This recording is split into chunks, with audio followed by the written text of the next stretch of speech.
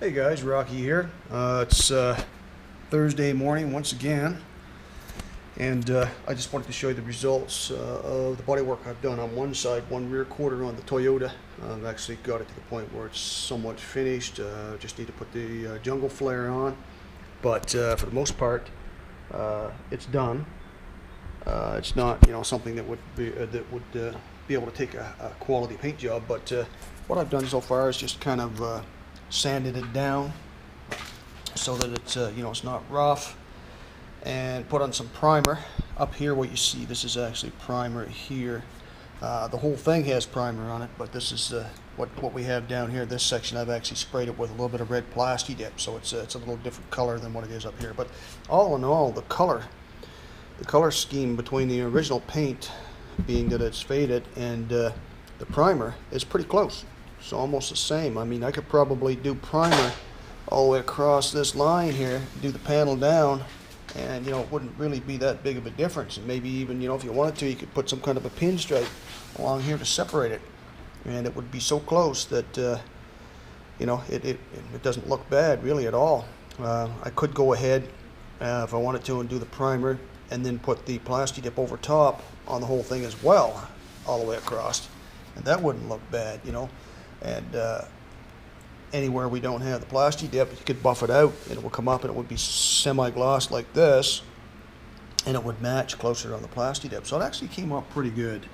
I rebuilt the rocker panel all the way down here. Underneath there's still a little work to do. I mean, it's sealed, it's out of sight, but here this has been redone all the way up to about here. So that's quite a bit of rocker panel that's been replaced and fixed. And if we go inside the vehicle,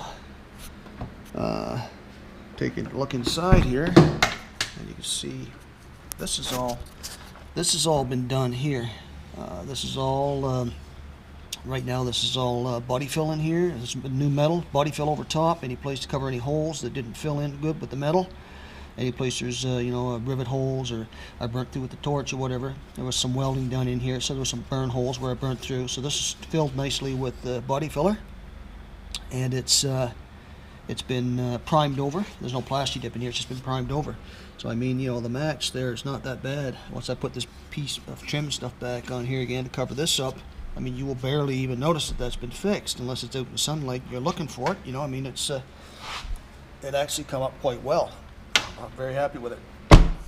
The next thing would be to put on the like I said, the jungle flare on there, and it's just a little extra trim. I've already put one on the front, just kind of a retrofit, because the front still needs a little more metal work, but I was halfway through the metal work when I had to go somewhere, so I figured, I knew about a half hour beforehand that I was going to have to go somewhere, and I figured I don't want to leave those gaping holes there, and the bottom of the panel in the front was there's nothing attaching it to the actual frame or anything, so it was flapping in the breeze, and I didn't want to be driving around with that flapping. I didn't want anything else to break or fall off, so I tied it in just temporarily with a little bit of weld, a little piece of metal to kind of hold it in place, and just so it didn't look so bad temporarily, I threw the flare on there.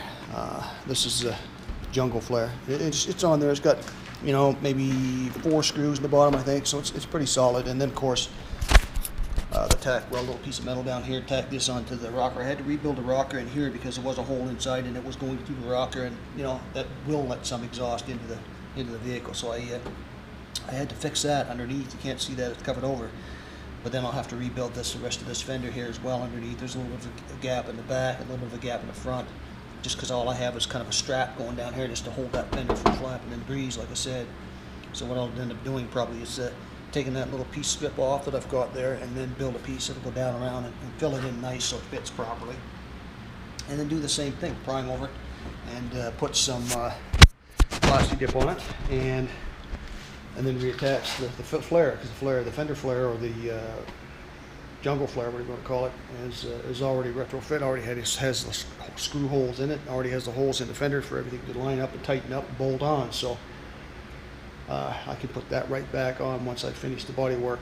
The stuff like this will hardly even be visible, because it'll be covered up just like the other side with the primer and plasti dip. So that'll match up so close that you'll barely notice it.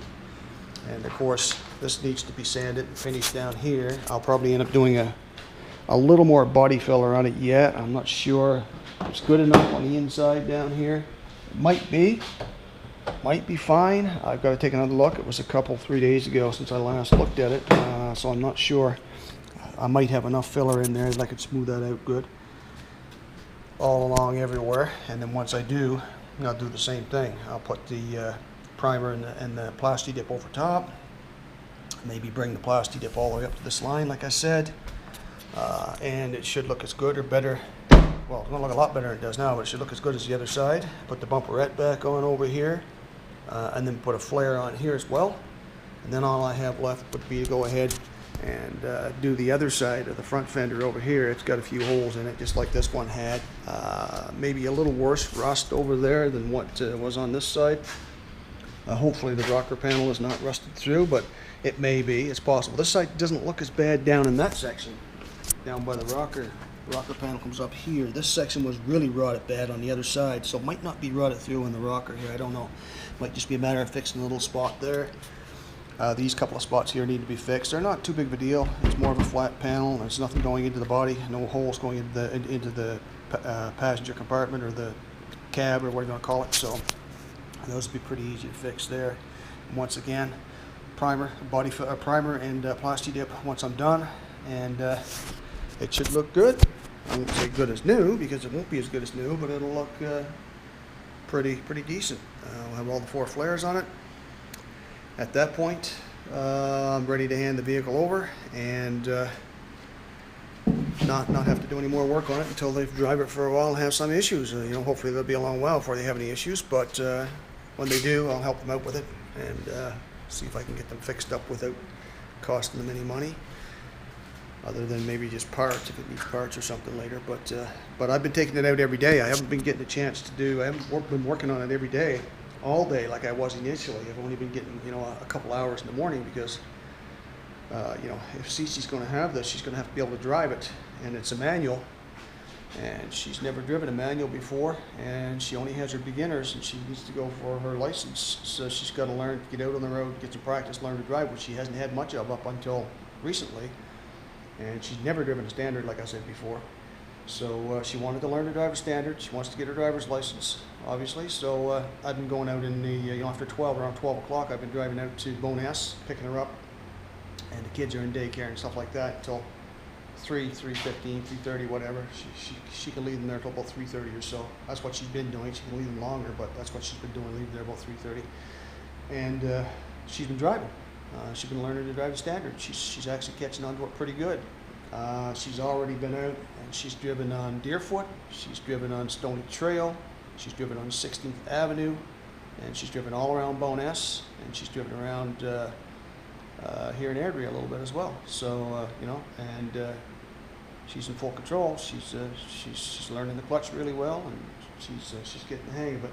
She goes to take her test. We're going to try to get her to do it in an automatic, just to relieve that little bit of extra, you know, worry there about shifting gears and stuff like that. Make it a little easier on her by getting her into her mom's vehicle. I think it's an automatic. It's a Ford Edge, fairly new, 2015 Ford Edge. Power steering, power brakes, and all that good stuff. But I have to get her in that and get her to drive that a little bit as well prior to her taking the test, because it's quite a transition. This one here is very, how shall I say, tame. The steering is not overly sensitive. It's not overloaded with power, so it's not overly sensitive that way. The brakes are, you know, not really aggressive. And you go from this and get into that Ford Edge, and everything is just cutting edge technology. Brakes, as soon as you touch the brakes, it's right there. Steering is just, you barely move it and steer. So I mean, there's be quite a transition going from something as subtle or mild as this into something that's as aggressive, or, you know, it's a new vehicle, so everything is tight, everything is right there. There's no delay in anything. So she would have a little bit of an issue getting used to that. I wouldn't want her to jump out of this and jump right into that, go take her test without first having an opportunity to drive it around something, get the feel of it. So starting next week, I think I'm going to start taking her out in that instead. For the duration of this week, the next couple of days, she's going to drive around with this a little more. I'm confident that she can drive this okay now. No problems there. She just needs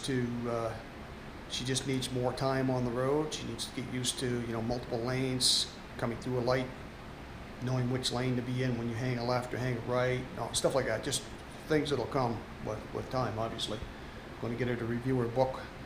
Or she doesn't have one, get one, or whatever, go online, review everything so she really understands, who has the right of way and lane changes and all those sort of things. But, you can study that stuff all you want until you get out on the road and start learning, start driving, making mistakes.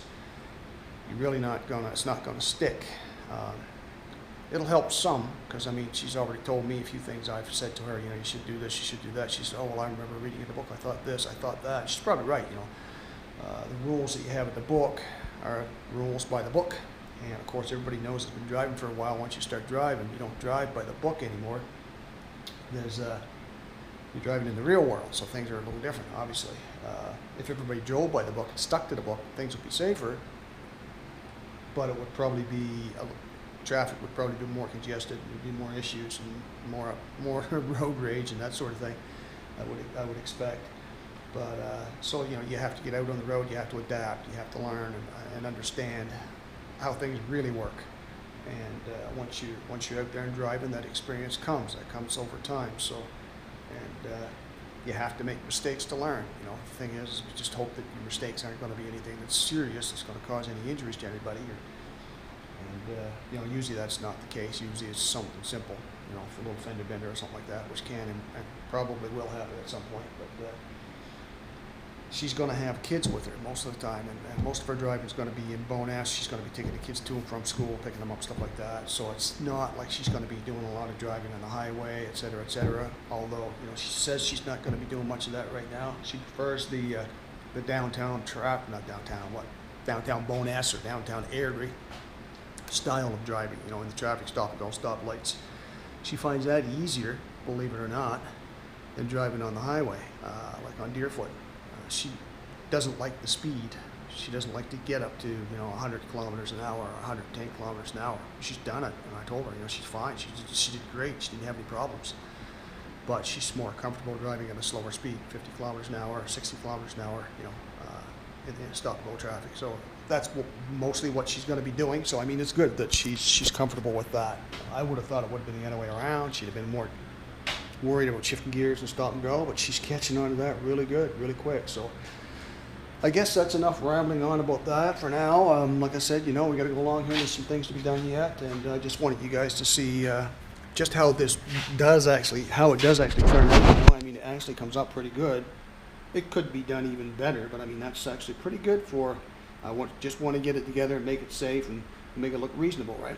Because it does look reasonable. It doesn't look overly bad in any way. Came up quite nice. I'm happy with it. So without further ado, I'm going to leave you with that, and until next time, peace out.